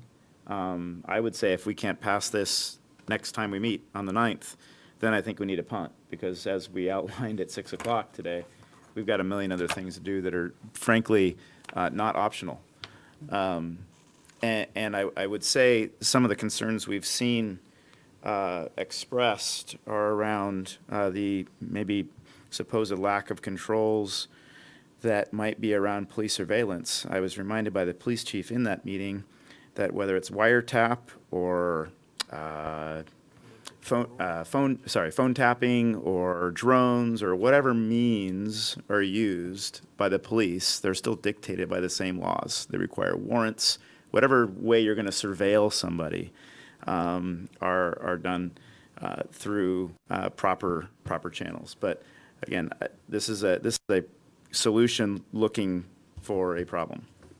Councilor Lissay, then Shepherd. This has actually been kicked around even farther than 2018 because it was a planning commission item in as early as, I believe, late 2016. It's a real issue. I know we want to kick stuff, maybe we need to push stuff out of the way, but it is a real issue, and we have no real regulations for drone use in the city of Snoqualmie currently. We need to have something that does that. I believe this one is quite an improvement over the ones that I saw previously. And I would like to, I guess I would suggest the same as my fellow council member. If we're not going to pass this on March 9th, then it should be pushed aside. But I think it should have a chance to pass on March 9th. Councilor Mayhew. So I haven't, there was no public comment? We did offer public comment. I understand there was none. Oh, right, yeah. So the notion that we need public comment doesn't seem to be presenting itself. I've received one email, which was from a family member of a council member. I've received no other email on this. It seems to me if the administration is in favor of it, if none of the council members, or if a majority of the council is in favor of it, let's just move on and pass it. I don't think, it seems to me we're spending a lot of time talking about whether we should ask people to comment on it when there doesn't seem to be an interest in doing that from the public anyway. So let's make the decision to move on. Given the length of time that this has been knocked around for the last 2 years or so, I can't think of anything that's had more input. Even the Citizens Academy on the privacy issues, that we've tweaked it, we've adjusted it, amended it, tweaked it, and we just seem to never get it forward. So I'm just asking, look, can you just relieve the staff of the burden of kicking this thing around and take it off our plate? Or just approve it in its current form? It's analysis paralysis. We keep tweaking this thing until the cows come home. And so I'm going to be a bit of a taskmaster on it and just give direction as to whether you want to move it or not. But it's a matter of managing your time budget too. Councilmember Jeans, and then we'll hopefully, did you have your hand up? Oh, okay. All right, so given that we have a very full plate tonight, I just ask, is it okay, council, for any other discussion on the item? Did we just push that for a couple weeks, at which time it would be? All right. So are we voting on it March 9th? Is that what you're saying? Correct. It'll be. Okay. You'll have an opportunity for further discussion on the 9th, is what I'm saying, or even at committee if you wanted to. So it'll be on the agenda again for committee. All right. So with that, we'll move on to the reports and resolutions. Parks and Public Works Committee, let's. 023 and 030. Agenda Bill 023, Agreement for Consultant Services with Environmental Issues for Stormwater Outreach. Yeah, let me get there. The project is written to complete education and outreach requirements in the city NPDES permit section S5C2 for stormwater. Tasks 3 and 4 of the scope of work are to be completed in the first quarter of 2021. In the unlikely scenario where City Council does not adopt a 2021 stormwater budget, the city project manager will send a contract termination notice on 12/15/2020 or make a request to the consultant not to perform any work under the contract until the budget is approved. Move to approve agreement for consultant services with Enviro Issues for stormwater outreach and authorize the mayor to sign. Second. Motion and a second to approve Agenda Bill 20023 as stated by Councilmember Sunwell. Is there any member of the public that would like to comment on set and prior to action? Seeing no one move forward, is there any discussion, council? Let me just jump in real quick. So we're required another unfunded mandate, shocking, that we're supposed to provide education to folks about stuff like what's appropriate, not appropriate to put in stormwater retention ponds, things like that. And so this mandated requirement this is just the implementation of that. So sort of have to do it. Did I get that, Brian? All right, if there's no further discussion, then all those in favor? Aye. Aye. Opposed? All right, motion is carried. Agenda Bill 20030, Resolution 1533, accepting conveyance of Snoqualmie Ridge 2 Parcel S12A, Plat 26, Timbers, Vaughn Street Lift Station Improvement. Oh, boy. Buckle up. Okay. This resolution accepts a bill of sale conveying ownership of sanitary sewer lift station constructed adjacent to the northern terminus of Vaughn Street as part of the Snoqualmie Ridge 2 Parcel S12A, Plat 26, Timbers. The parcel on which the lift station is located was dedicated to the city for utility purposes when Plat 26 was recorded. The bill of sale conveys ownership of the physical lift station itself using the standard format developed during the Snoqualmie Ridge 1 and 2 mixed-use final plan developments. Specifically, the bill of sale conveys ownership of the lift station, warrants that the developer has good right and title and authority to convey, warrants that all bills for labor and material incurred during construction have been paid, identifies the full cost of construction so the same can be included in the city's property insurance value assessments, and warrants that as built drawings have been provided to the city. Move to adopt Resolution 1533 accepting conveyance of Snoqualmie Ridge 2 Parcel S12A, Plat 26, Timbers, Vaughn Street Lift Station Improvement, and authorize the mayor to sign. Second. Motion and a second to approve Agenda Bill 20030 stated by Councilmember Sunwall. Is there any member of the public that would like to comment on this item prior to action? Anna? Anna Sotelo, 39075 Southeast Gamma Street. I guess I'm accused a lot of not saying good things. So I guess I kind of want to lead out with that sitting through, again, 3 years of committee meetings, there is a certain sense of transparency now and of things actually getting done. A project like this, so needed, and I think that it's been established, and maybe if all council members don't know, but it's been established that things have been kicked down the line for an awful long time. And whatever's changed, I'd really encourage it to keep changing, that the transparency is very apparent. Whatever factor is now not here, it's very apparent. We need to get this kind of work done. But these are projects, though, and I guess I read one too many PRRs that talked about lift stations that I didn't even know what the hell I was reading at the time, and now I know why. But these are projects that shouldn't have been put off. And there's many, many more to come. So I just really encourage, I encourage this transparency to continue, and that maybe perhaps even you as council members really find out how much didn't get done and needs to still get done before going into budgeting. Thank you. All right, is there anyone else like to speak at this time? All right, any discussion, council? Councilmember Sunwell. So just to explain this, so this has been done, I believe, for 3 years. So this is not a project that just got done. This has been one of those things, as has been suggested, sort of a cleanup item as we've been going through. This project has been completed again for 3 years, and it just didn't get pushed forward and signed off. And so Brian has a lot of work to do on that, and he knows that, and he's done a great job of trying to get as many of these things pushed forward as possible. So this is just checking a box, crossing Ts and dotting Is. Councilor Mayhew. So I think this is a routine matter that was on the consent agenda. I move to call the question. Second. Or is that a I have second? a motion and a second to call the question. All those in favor? Point of order? There is no point of order. The question's been called and seconded. We go But I to. had my hand up before he spoke. It doesn't matter. When you, it is, the protocol is, if the question is called and there's a second, we go to a vote. If there's a supermajority that votes to cease discussion, then we go to a vote. So there was a second. Okay, so there's a motion and a second for calling the question. All those in favor? Aye. Opposed? No. Nay. All right, so we're going to continue discussion. Councilmember Shepherd. One of the only questions I had about this is how old is the equipment and what does it cost to maintain it? And what is the policy as far as taking ownership of the equipment?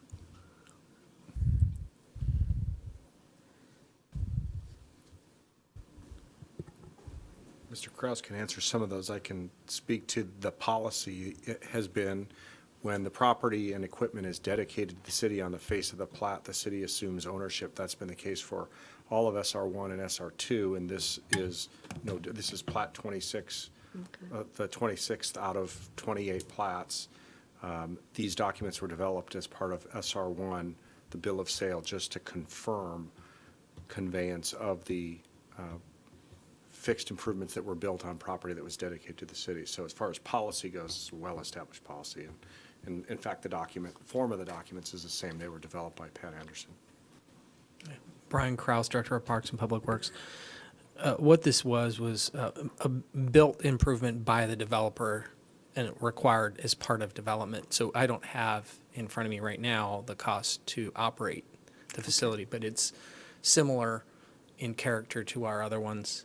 And the equipment is basically new, and we've been taking care of it since new. Okay, thanks. Yeah, I mean, Brian, in short, or Bob, there's no legal basis to not convey the developer fulfilled all the requirements of the mixed-use final plan on this particular. That's correct. Yeah, okay. More importantly, it's to the city's best interest. Right, To exactly. accept conveyance of the utilities constructed as part of development that we now have responsibility to maintain. Yeah, at no So direct. I'm confused why this was pulled from consent and why we spent the time on it so far. What was your vote on calling You the voted question? not to call the question, I Brian. wanted to hear why it was pulled to see if there was material reason to pull. I find no reason valid for its pulling. Right. I move to call the question. Second? Okay, motion is second to call the question. All those in favor? Aye. Aye. Opposed? Okay, motion carries unanimously. should All say right. nay. You We have to actually vote on it. We have to vote on the motion now. Oh, sorry. We're gonna have to get you some Do we dinosaurs. really? Yeah, give me some Dr. Pepper. This is your right? first council meeting, right? Yes. Okay. He's a grandpa now. Yeah, that's right. I was going to say. People have been calling that today. I'm like insulted. Like, who are you calling grandpa? I'm like, oh, I guess I am a grandpa. Okay, sorry. All right. Again, voting on the agenda bill 20030. All those in favor? Aye. Aye. Opposed? Motion is carried. All right, thank you. Thank you, Sonnies. All right, moving back down to Parks and Public Works Committee under reports, Agenda Bill 20022, set a public hearing before the City Council on Monday, March 9th, 2020, at 7 p.m. or soon thereafter, declaring surplus property and authorizing the sale of surplus property. The City Council passed Resolution 231 establishing a procedure for the sale of surplus city property. The resolution calls for the City Council to pass a resolution in order to sell city property. The City of Snoqualmie finds itself in possession of surplus property that is appropriate to sell. Set a public hearing before the City Council for Monday, March 9th, 2020, at 7 p.m. or soon thereafter, declaring surplus property and authorizing the sale of surplus property.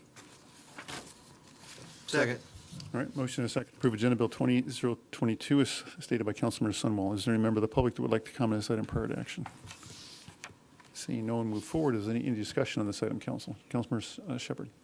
So surplus property, would that be any property that we would have to have if we didn't purchase the next agenda bill for the vehicles? Yeah, that's a great question. I was wondering if I should flip these agenda bills, but I don't know if it's one it's not really a question for you, Brian. Maybe more for the city attorney or the council. Well, no, Brian can tell you if he needs the equipment or not, period, regardless of what happens next. Right, but what Councilmember Shepherd's question is pertaining to is she's saying, should we vote on the purchase of new equipment before you decide you have something to surplus? In other words, if you vote on surplus in this and then you go to the next agenda bill and don't approve the new equipment. Sure. That's a strange day tomorrow. Or I'm sorry, it's just setting a public hearing, so you're not really losing anything. Councilmember Mayhew?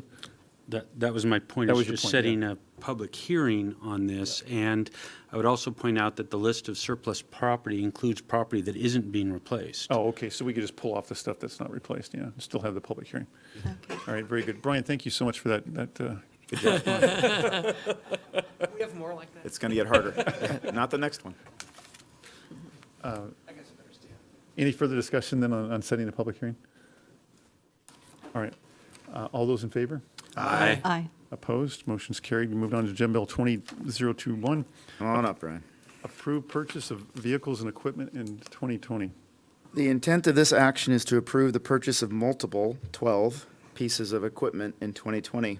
The equipment will replace existing units in the city's fleet and improve efficiency and effectiveness of the program.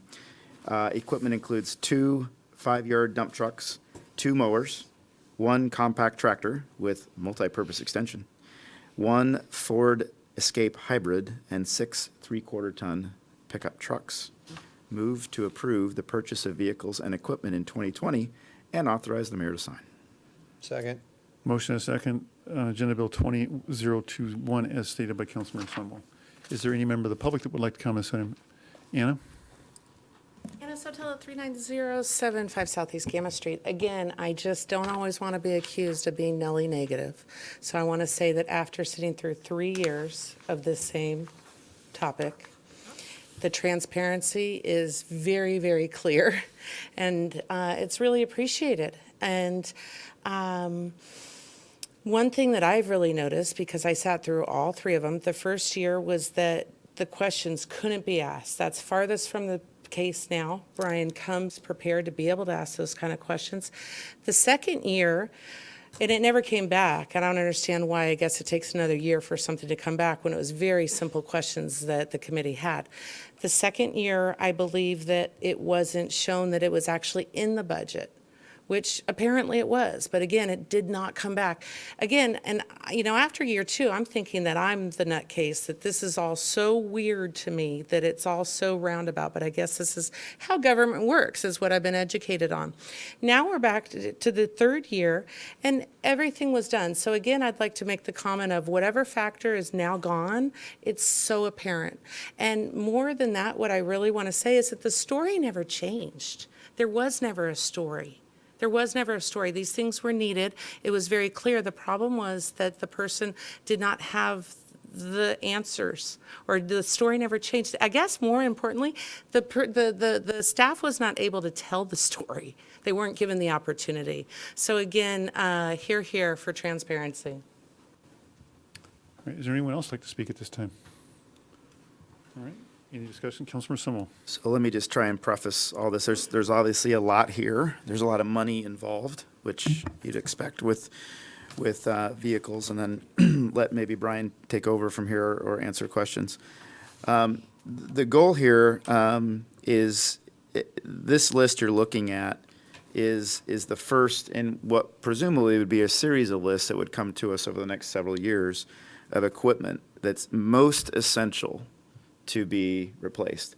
It just so happens that most of these have 4 wheels.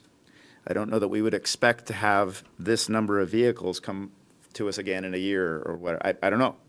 But it just so happens that most of these have 4 wheels, which means they're really expensive. I get it.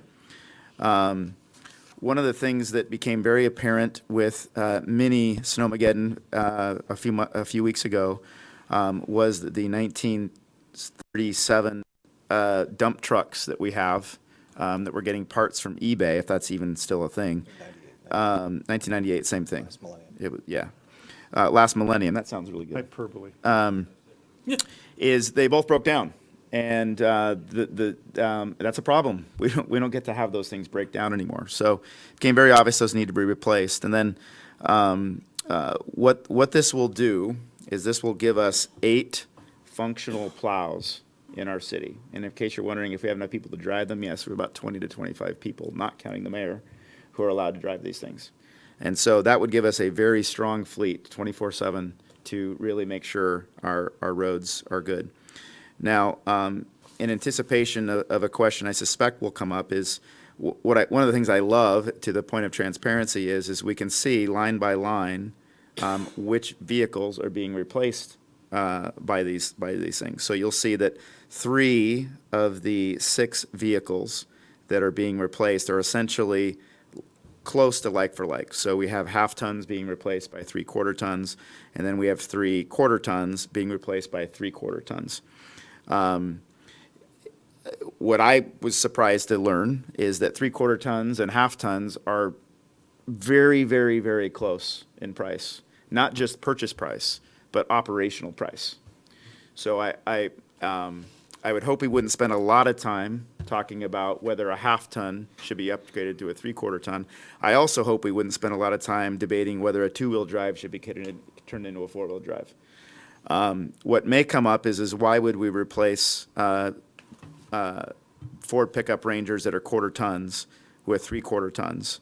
And Brian has some very good reasons why to do that. There is a significant delta between a 1/4 and a half ton, right? And as I've sort of explained, if we agree that we should get to a half ton, then the step to a 3/4 ton is nominal. And so I would anticipate there may be some questions around why we would upgrade from a 1/4 ton to a 3/4 ton. I know Brian can answer very well, but as he and I sat in his office, I'm completely impressed if you read through this, how thorough this is, and I fundamentally believe, let's remember, Parks and Public Works has not purchased a vehicle in the nearly 3 years I've been on council, okay? Yes, we have police cars and stuff, but Parks and Public Works, not for lack of effort, has not purchased a vehicle in the 3 years. Now, they haven't come back to us in about a year and a half. Some of that can be leadership transition. Some of that can be getting ducks in a row. We haven't actually well received these requests in the past, and so there might even be a little bit of tail between the legs on that as well. But I've encouraged Brian in his new leadership role to advocate. And as we talked about in our in our last sentence here, as we talked about in our retreat, we have got to stay out of the weeds. I cannot tell Brian how big a pipe should be. I don't think any of us on here can be. And I think sometimes because we all drive vehicles, we also think we're the experts in what vehicles should be purchased. And so I would just encourage us to take this opportunity to get out of the weeds and put some faith in what has been brought forward. And that's my only comment. Councilmember Shepherd. So I see that we have 2 5-yard dump trucks with plow and sander, and they're each $200,000. Do we already have equipment like that, or is this new? And Yeah, yes, those are 2 primary plow trucks. They were purchased in 1998 Okay. as part of the Snoqualmie Ridge development. They're Yeah. kind of rusted antiques at this point. They are, and we can't get parts. Parts are obsolete for those vehicles. They needed wiring harnesses. We can't buy them new. They came used off of eBay to keep them running. Okay. And those are only 2 large, That's correct. Those are our 2 only large plows, primarily used for the parkway and major collector streets like Fairway, Douglas, Muir, Ridge, what we do on 202. or those- dump trucks in summer months. Right. What are they, 1 ton, 2 ton, or what are they called? I mean, Tho- 5-yard? Yeah, they're a 5-yard dump truck. That's It's huge. yeah, it's a big. they're big. They're quite a bit bigger by. Truck, probably a magnitudes than a 48,000 3/4 pound truck-ish. Let's not forget Meadowbrook Way / Wildcat Way, Park, Right. Railroad, Maple, All the big streets. River. Yeah. Is this primarily for? Don't think it was intended to be a comment. Councilmember Shepherd. Is this primarily for snow? Oh, or- Councilmember Shepherd, if you could speak into the microphone. Is this primarily for snow? They are used mostly in snow. However, they're used year-round to spread gravel in alleys, move gravel around. They are used for water main breaks and other utility repairs. Cold asphalt. Cold, yeah, we use it for cold patch and hot patch, hot mix, Okay. asphalt work as well, road work, that kind of thing. Okay. Which is pretty heavy material. You can't put that in the. That's right. And they have, yeah. That's correct. All right, any other discussion, Council? Councilmember Mayhew. I would just make the point, I think, hopefully we can all see this. As we go through, you may recall in our budgeting process, we saw the list of vehicles that's on the ER&R fund. So I hope that in the future, we're probably not quite ready yet, but we can get to the point where when we approve the biennial budget, that all the purchases that are in that ER&R listing are just automatically, they don't have to come back and ask us again. We've already approved it in the budget, but I think that's aspirational. But I think as far as getting us out of the weeds, getting us to where we just approve it once and then it happens, I think will be a great objective. It's just fun to watch Councilmember Holloway's face when you say that, so. He's trying not to He's take the red meat. Right. He's trying. Stay a vegetarian, stay a vegetarian. All right, any further discussion, Council? All right, all those in favor? Aye. Aye. Opposed? Motion's carried. Congratulations, gentlemen. Thank you very much, Council. Congratulations for your patience all these months and years. We appreciate it. Thank you for your efforts on this as well. All right. How did we get through that with? All right, any other items for Parks and Public Works Committee? I don't know what to do with all of our time. I don't think we have, we don't have anything else. No. All right. Community Development Committee, Agenda Bill 20017, approval of Lodging Tax Advisory Committee recommendations for 2020 mid-year funding allocations. The Lodging Tax Advisory Committee, LTAC, is responsible for requesting, receiving, and evaluating applications requesting funds for tourism-related programs in Snoqualmie, determining eligibility of the applicants, and providing a recommendation of hotel motel tax allocations to the City Council. According to RCW 67.28.1816, Section 2B, Roman numeral 2, the municipality may choose only recipients from the list of candidates and recommended amounts provided by the local Lodging Tax Advisory Committee. Move to approve Lodging Tax Advisory Committee recommendations for 2020 funding allocations. Second. Motion and a second to approve Agenda Bill 20017 as stated by Councilmember Ross. Is there any member of the public that would like to comment on this item prior to action?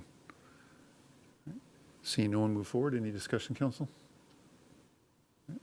Seeing no discussion? I was going to say, as community development, we move this forward. We were thinking it would go consent. However, we need to have it appropriated with the other agenda bill that we passed earlier. So that's why it's on non-consent. Great point. All right. So if there's no further discussion, all those in favor? Aye. Aye. Opposed? Motion is carried unanimously. Any other report for Community Development Committee? Yes. So our Community Development Committee will be having a joint meeting with Planning Commission on Monday, May 2nd, to review their historic downtown relook recommendations.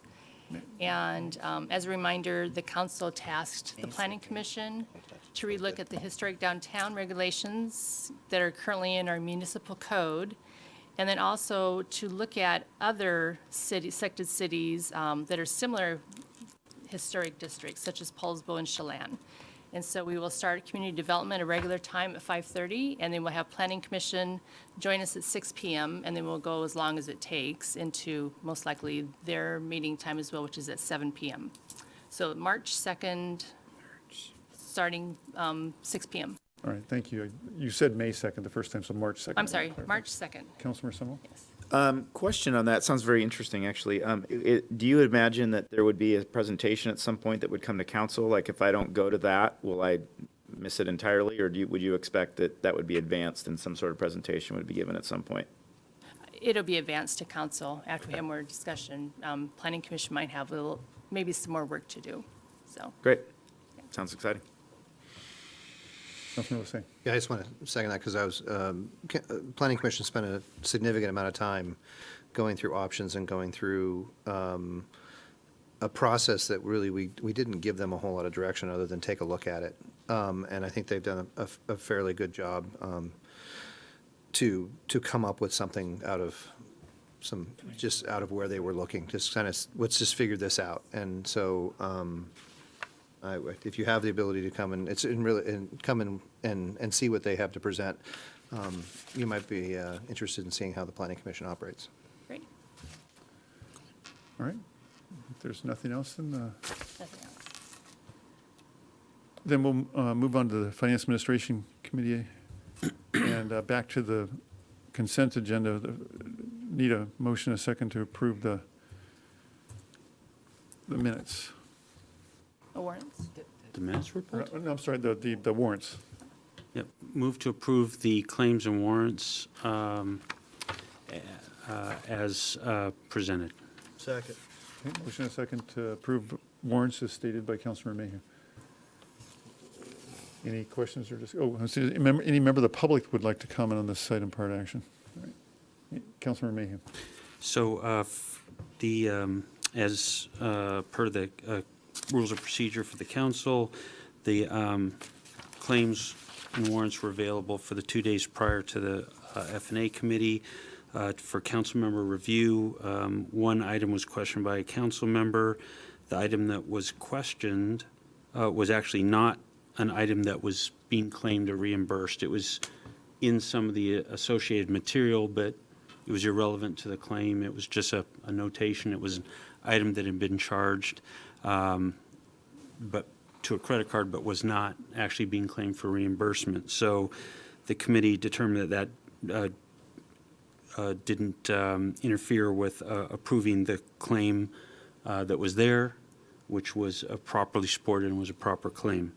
So based on that, all of the claims appeared to be appropriately presented and approved, and the committee recommended approval on consent. I move to call the question. Second. Motion and a second to call the question. All those in favor? Aye. Aye. Opposed? No. No. All right, we continue, it was a 4-3 vote, so it wasn't a supermajority. We'll continue discussion. Any other, Councilmember Holloway? So on September 6, 2018, Councilmember Shepherd submitted to the F&A committee questions in regards to warrants. Of those, 45338 was a process question not germane to the warrant, was answered. Warrant 44779 was a question in regards to offsetting budget, but not germane to the warrant. 7 72284 needed a warrant explanation. That was provided. Warrant 45095 was a query about details in regards to warrant. That was provided and then answered. Subsequent to that, because, well, for various reasons, again, that was answered in writing by our finance director on April 3rd, 2019. Given that and the persistent behavior of taking the warrants off the consent agenda, I respectfully request that if a council member is removing warrants from unanswered questions, they provide what those warrants are, that they respect the time of the council, and they respect the effort that the council is putting in on behalf of the citizens of the city. I move to call the question. Second. Motion and a second to call the question. All those in favor? Aye. Opposed? No. Was that, Councilman Osage, did you vote no? Okay. So I have a 5-2 vote. The motion is affirmed. Question's been called, so now we're back to approving the warrants. All those in favor of approving the warrants? Aye. Opposed? No. Warrants are approved on a 6-1 vote. All right, and I believe the last agenda bill is 20, on the consent agenda that was pulled for F&A was Agenda Bill 20024, approving the purchase of virtual desktop infrastructure from SHI International Corporation. The intent of this resolution is to approve the purchase of virtual desktop infrastructure hardware and software as part of the virtual desktop infrastructure project. Move to approve the purchase of virtual desktop infrastructure from SHI International Corp. And authorize the mayor to sign. Second. Motion as second is stated by Councilmember Mayhew. Is there any member of the public that would like to comment on this item prior to action? Seeing no one move forward, is there any discussion? Councilmember Mayhew. This is an item that's been in the works for a while. It's part of a virtual desktop infrastructure project, which we've been briefed on previously. It's fairly straightforward and routine. The committee recommended that this be on a consent agenda. I therefore move to call the question. Second. All right, motion as second to call the question. All those in favor? Aye. Opposed? No. No. All right, does not have a supermajority, so any other questions or discussion, council? Councilmember Shepherd. I'd like to have a better description of what this is and how it came about. Kevin Smith, Director of IT. So several years ago, the virtual desktop infrastructure was implemented. It's a centralized computing platform, and then we have thin clients that sit and pull their desktops from the central processing. It reduces cost, reduces complexity of our management, and simplifies how we keep our day-to-day running. This is a replacement of equipment that's 7 years old for our storage capacity, which is currently over, we don't have enough. And so we're going to add more capacity with new hardware, as well as adding more capacity for computing and display processing. And that equipment is over 5 years old and also out of life cycle. Okay. How long do you think it will survive before it has to be replaced? The storage capacity will last is a 7-year life cycle, and the compute capacity is 5-year replacement. Okay, thank you. You bet. Councilmember Mayhew. Fellow council members, this is exactly what we keep talking about. If we're going to dig into every $168,000 routine purchase, we are never going to get through policy level discussions. This is exactly what we talked about at 6 o'clock in our meeting about the kinds of meetings that we have coming up, the enormous amount of work that we have to do. And this just chews up staff time, it chews up our time, and it focuses us down in the weeds. We just heard an answer about equipment that's being replaced. This is what we hired this staff to do, is tell us when we need equipment replaced. So I think we ought to approve this, and I would just say it's perfectly capable of any one of us to ask a question, what is this about, prior to coming to the council meeting. Staff's ready to answer those questions. I'm surprised when any of us ask that question at council. Councilmember Shepherd. So I don't feel $168,000 is what I would consider the weeds. And I think that it's appropriate for council members to be able to ask a question if they're having to make a decision on spending. Is there any further discussion, council? All right, if there's no further discussion. All those in favor? Aye. Aye. Opposed? Trying to swallow fast, sorry. I'll take this as an emphatic aye. All right, motion passes unanimously. All right, are there any other items for the F&A committee? No further items. All right, public, is there any items left over in consent agenda that I missed? All right. Public Safety Committee report. The chair says no report, but I was gone last week, so I would invite my other committee members, if you have anything to share from last week's Public Safety Committee that is appropriate. No report. All right, thank you. We have no items for committee of the whole, so, and just note that staff reports are there, we don't have written staff reports at the second meeting of the month, so at this time, are there any other reports or quick Mr. Mayor? questions from the staff? Yeah. I forgot to ask this question at the beginning of the meeting and add it to the agenda, so I'll ask the council. Do we have an agenda for the open house on Saturday, or some sort of a, or is it more of a, I'm just trying to get an understanding of Yeah, what the no, process is no, going it's to a- be, because I don't think we've had that conversation. Great question, given that that's your town hall coming up. I'll defer to the members of the committee. Joan, would you comment, please?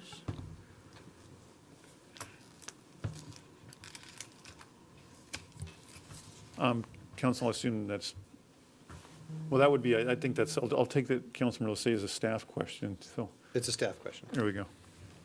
What specifically did you want to know? What the agenda is for the Saturday town hall? Is it more of an open? That would be Mark Carrera. I'm Open doing the involvement. I'm communications. just trying to understand Do you have how an that's gonna agenda operate. for? Or Chief Phipps, yeah. It's fairly informal. I just want to know if I need to bring a song and dance.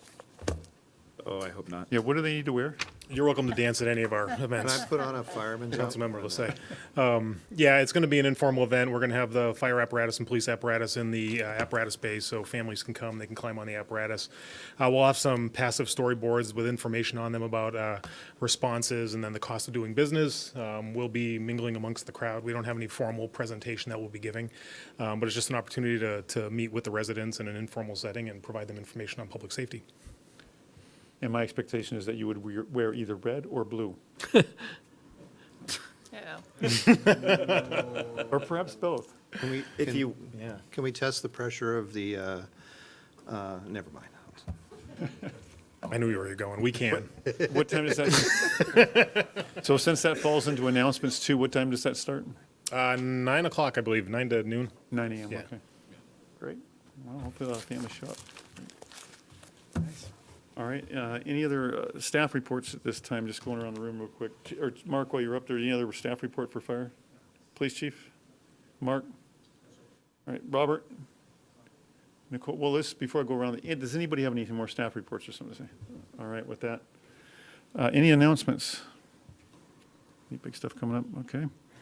With that, at this time, we'll be going into an executive session regarding potential litigation pursuant to RCW 42.30.110, Section 1, double little I or lowercase I, and ask that Rick Arudamedkin, Bob Sturbank, and Mark Carrera remain.